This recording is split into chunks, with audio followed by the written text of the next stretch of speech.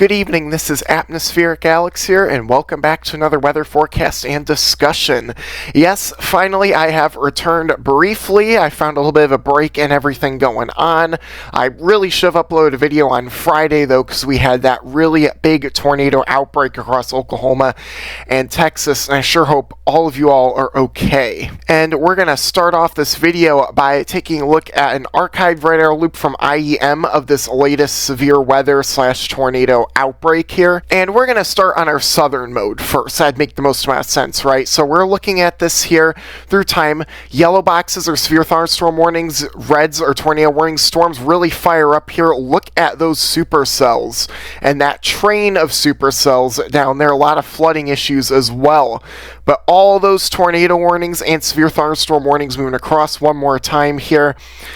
Just look at how intense these storms are as they move across. So, large hail report after large hail report and tornado report after tornado report for those areas, and damaging winds as well. And for our northern mode here, not much was too different. Look at that severe thunderstorm watch there. Bit of a boundary, everything north of it was sub-severe, but as we moved into the overnight hours, Oklahoma really popped off along that QLCS line there. It was a very, very intense day of severe weather and night. Well, good thing we don't have to go through that again, right? At least not yet, but we're going to take a look at our severe weather risks here in the SPC. Going into tomorrow, we have a level 2 out of 5 on the severe weather scale for damaging winds, large hail, and possibly even a couple tornadoes. And you can see here our tornado risk, we do have a 2%. We'll see if a 5% upgrade occurs. I don't really expect it, but any mesoscale accidents that occur here, may be worthy of a 5% environment. We'll have to wait and see. As we go into our wind risk, generally just 15%, hail 15%. They really should hatch the western portions of this for larger hail, but we'll have to wait and see as stuff can change between now and tomorrow even. Very localized event here in the plains. Going out through into Wednesday here, tiny little 2 out of 5 on the severe weather scale here for portions of western Texas again, and a very large 1 out of 5 up here. Look at that for portions of Nebraska and Kansas and Oklahoma. And we'll see if any more upgrades occur. We may see an expansion of the slight risk here up into these areas, but again, only time will tell. What's our HRRR model looking like for tomorrow? You can see a ton of supercells breaking out here across southwestern Texas, and then even into portions of Mexico here, heading into, say, Del Rio. So, as they say, Del Rio magic, right? That is a common catchphrase at this time of year, and well, you're going to be seeing that. Also, other storms popping off southern Texas. Portions of Louisiana could be severe as well. We really got to watch that, just for damaging winds and maybe some hail as well. Storms get going around 5 to 6 p.m. Central tomorrow evening and continuing on through. More severe storms fire up around Amarillo and Lubbock up there. San Angelo, Texas skiing on this nice supercell here.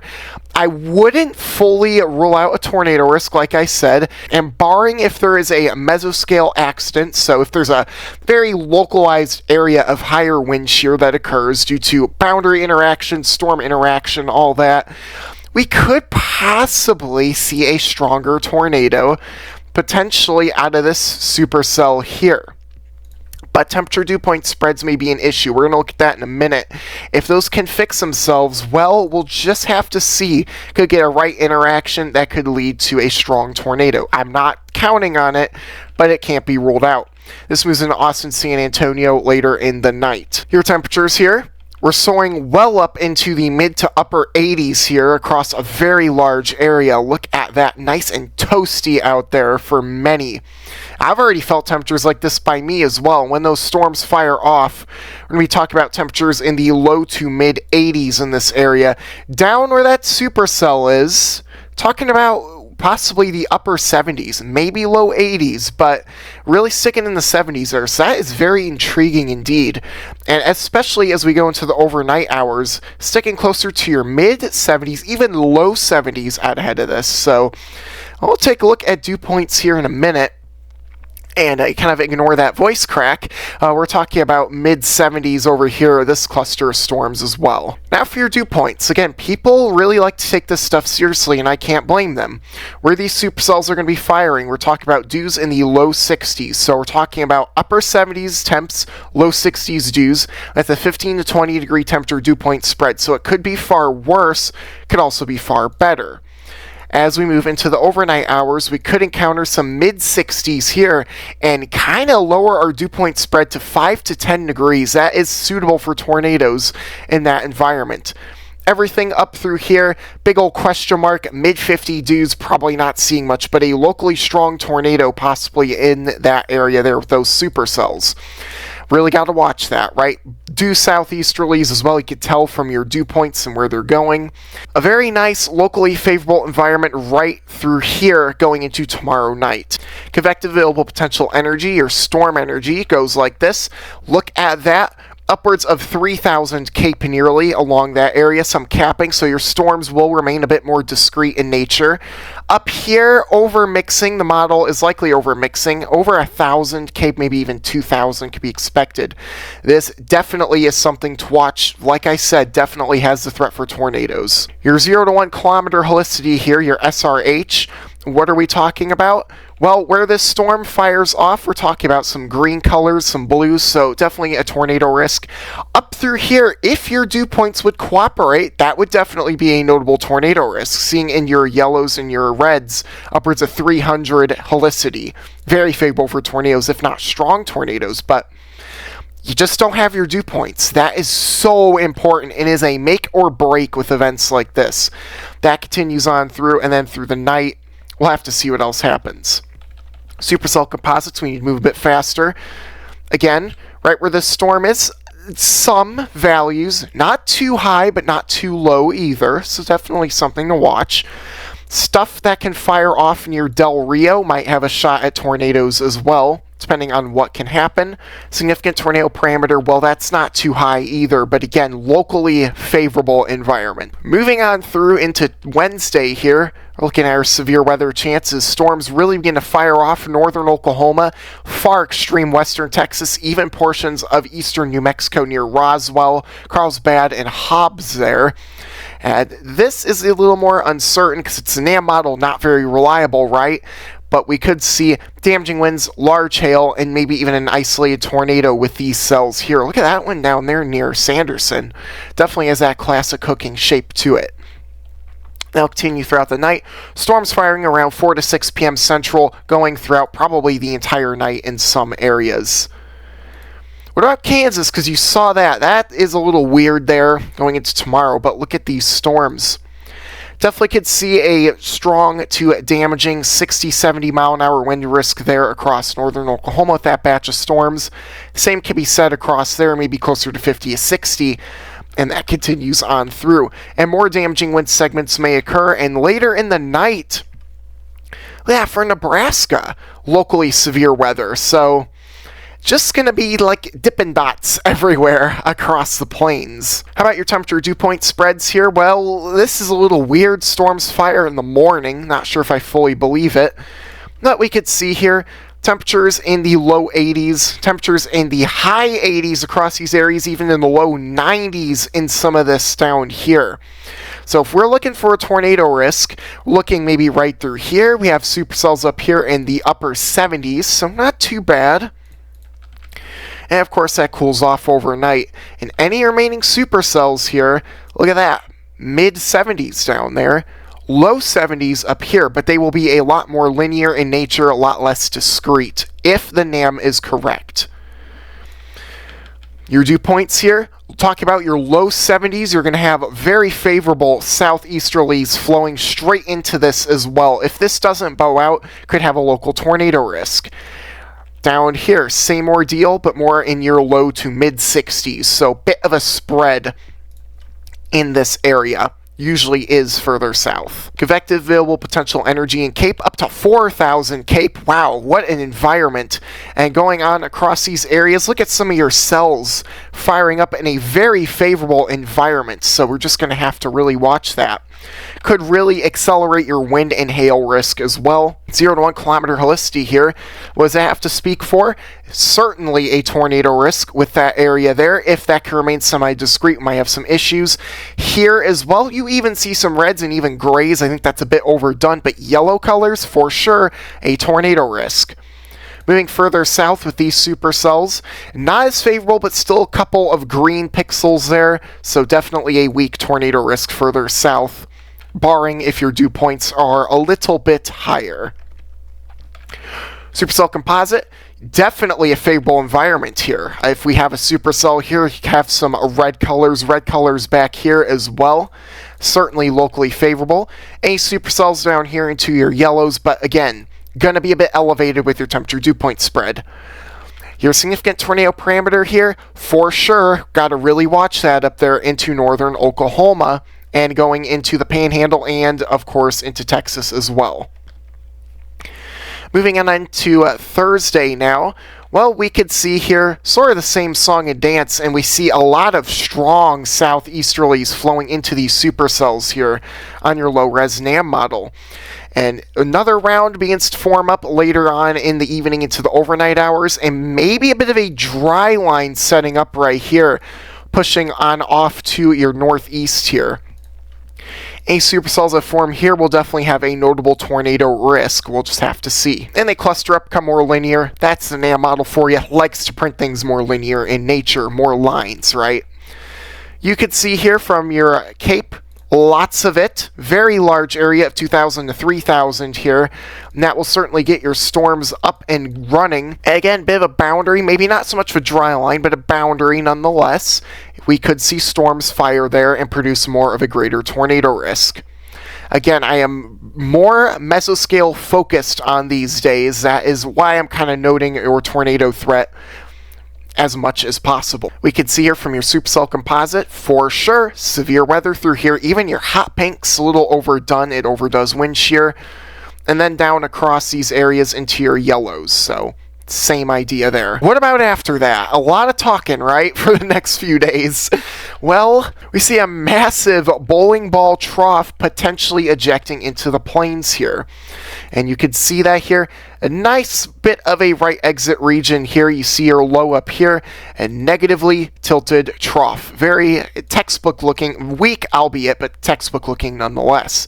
That could cause a pretty notable severe weather risk event, maybe even an outbreak, dare I say, going into next Monday and Tuesday.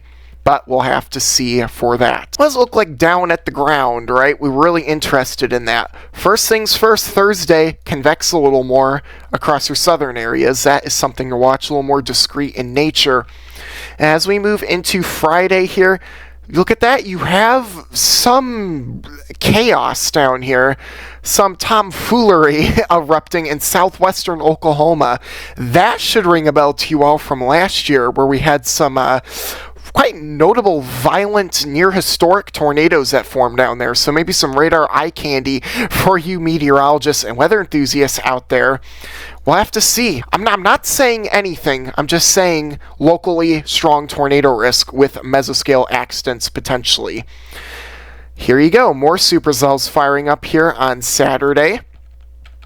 And then moving into, Sunday there's nothing. Monday, this is your main trough ejection.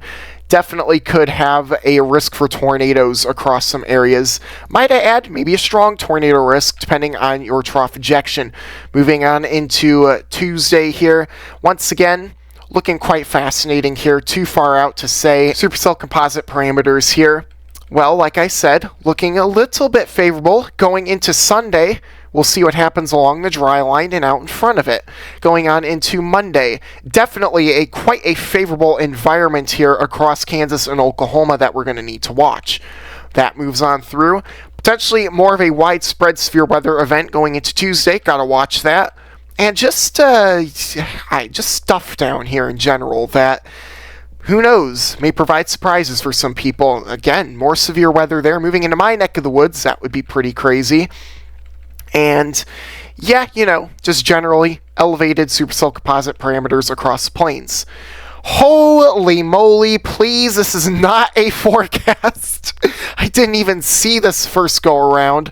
That is a 0.5 points. That would be, whew, yeah. Wow, we already dealt with something like this the other day in Omaha. We really do not need to be seeing this a little further north. That's absolutely ludicrous, bonkers. All the words you could describe to say it's stupid. Not going to happen. GEFS noting that notable outbreak here. Yeah, going into Monday, have some elevated parameters, especially going into your orange colors there. At this time of year, they're not as intense, but still, it means severe weather will be heightened. All right, and up next, we're going to move on to some space weather because, yes, I tried to see the northern lights last night. They didn't move this far south, but boy, areas in the high latitudes saw quite the show because we have a hole in the sun. Oh my gosh, no, it's not an actual hole.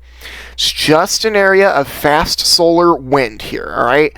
An area where sunspots cannot form and there is a lot of wind. So this here is directed kind of to the south of Earth. We are getting some variations in your solar wind right now because of this, but you could definitely see one of the larger coronal holes I have seen tracking space weather, and I think is even like a top 10 in recorded history. Quite ridiculous if you ask me. Quite impressive. And of course, can't forget about our little friendly sun tornado up here. Those are so cool to look at if you look at them on a loop, because you can actually do that for a few images and see the rotations, and very fascinating. So right now we are currently in a KP index. That is a planetary index, kind of measures northern lights and stuff. We're in a KP of a 5 right now, so a G1 geomagnetic storm is currently occurring, which is very low on the scale. But high latitudes, you might want to check tonight. You could be seeing some aurora, aka northern lights. But oh goodness, this isn't really that nice. What happened to your oval? What happened to your northern lights? They're all the way up here right now and all the way down here. So our conditions right now are not too favorable, but they could change throughout the night if we can see some of a more favorable orientation of your magnetic field here, your polarity, basically. And so that brings me to this teeny tiny graphic here. This right now, all right, in your red colors here, this is your BZ. So what is BZ? Well, what it is a little bit complicated, but what you need to know is this is what drives the northern lights further south and can cause them to get a lot taller. You can see these gigantic pillars, coming upwards straight into the sky, high in the sky during your substorm activity, and that is what is responsible for this. So basically, you need this to be south for adequate charging of your northern lights, stuff like that. And throughout the day today, you can see with this yellow line, this is 0. We want, of course, below that. We can see it's tried to dip a bit south throughout the day. Earlier in the day, we saw it a lot more sustained over here. Look at that. We actually saw some quite vigorous substorm activity for areas like Russia. They were seeing the northern lights. Pretty spectacular there. But throughout most of the afternoon, it has been oriented north, and lately it has been oriented north as well, so your charge has really decreased and even diminished a bit, so your aurora activity has done the exact same. That leads me into tonight's northern light forecast from the Space Weather Prediction Center. Definitely take a look at that. Very favorable viewing conditions here across your upper high latitude regions here. Some of your mid latitudes could see some intermittent bursts of aurora, but they're probably going to be quite faint, a bit fleeting as well. We'll just have to see. Along the border, I think you would have your highest chance. Your view line does dip way down here into Chicago, so I mean, if you want, you could take a look north. It really will take more sustained southward at BZ to get that going. So if we can't see that, you're probably not going to see northern lights. That's just the long and short of it. Is a very unforgiving field here, and yeah, it can break your heart very fast. And so take a look at this. Last night, this is what I was talking about. This is a major substorm right here around midnight that occurred. You could see your magnetometer data. This is GOES 19, was charging more and more throughout the night until bam, suddenly you get this massive snap here, and this is a major release in energy. This pushed the northern lights quite far south and boosted your pillars and made them a lot taller and a lot brighter. So areas possibly down to Virginia could have seen them last night. Not by my house, though, When do I ever get anything right? That said, thank you so much for tuning into today's video. I really hope you enjoyed it. If you did, please be sure to smash that like button, subscribe to my little corner of the weather community below, and feel free to leave a comment in the section if you wish, if you want to tell me how good I did on this video, or tell me, Alex, where have you been? It's been 2 weeks. We've seen a major tornado outbreak. I know. A lot of schoolwork lately, but I've been getting caught up on that pretty quickly. Alright, and I will see you all in the next video. I hope that's a little bit sooner than the last upload. I mean, my goodness, right? But I will see you then. Have a wonderful night, everyone, and if you are very far north in your high latitude regions, feel free to take a look north tonight. You might be quite surprised. Also want to add that this will probably not be naked eye visible. You'll probably have to take out your phone, set it to night mode, and 15-second long exposure. That right there will hopefully get you what you need for your high latitude regions.